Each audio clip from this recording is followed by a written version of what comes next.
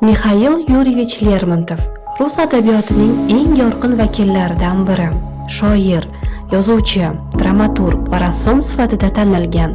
Rus romantizmining yirik namoyandasi bo'lib, o'zining chuqur falsafiy she'rlari, lirik asarlari, nasriy romanlari va dramatik sahna asarlari bilan rus adabiyotida alohida o'rin egallaydi. Lermontov ijodi Pushkin vafotidan keyingi davrda yuzaga kelgan bo'shliqni to'ldirdi va rus adabiyotida yangi sahifa ochdi. Mixail Yurievich Lermontov 1814-yilning 15-oktyabr kuni Moskva shahrida zodagon oilasida tug'ilgan. Uning otasi kichik ofitser bo'lib, onasi esa boy va zodagon oiladan chiqqan edi. Lermontovning onasi u yoshligida vafot etdi va u buvisi tarbiyasida voyaga yetadi.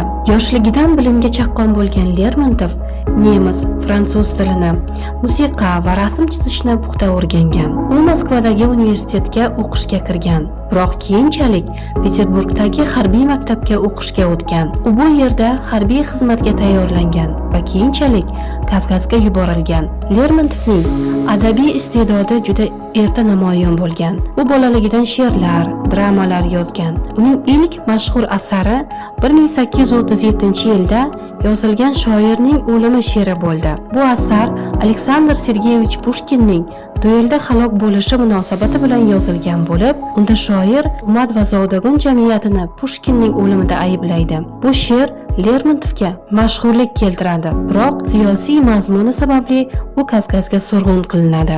Lermontov ijodining asosiy mavzulari inson qalbidagi ziddiyatlar, yolg'izlik, ozodlikka intilish, hayotning ma'nosi, jamiyatdagi adolatsizliklar va insoniy kechinmalardir. U romantik shoir sifatida insonning ichki olamini tasvirlashda juda chuqur ishlangan. Lermontov she'riyatda ham, nashrda ham o'ziga xos uslub yaratdi. Uning eng mashhur she'riy asarlaridan biri Demon nomli poemasidir. Bu asarda u iblis obrazida inson qalbining ichki kurashishini, go'zallik va ezgulik bilan to'qnashuvini tasvirlaydi. Uning eng muhim nashriy asari esa Zamonamiz qahramoni romanidir. Bu roman rus adabiyotida psixologik roman janrining boshlanishi hisoblanadi. Asarda bosh qahramon Pechorin orqali Lermontov zamonaviy jamiyatdagi boshliq, ma'naviy izlanishlar va odamlar orasidagi tushunmovchiliklarni ko'rsatadi. Pechorin obrazi orqali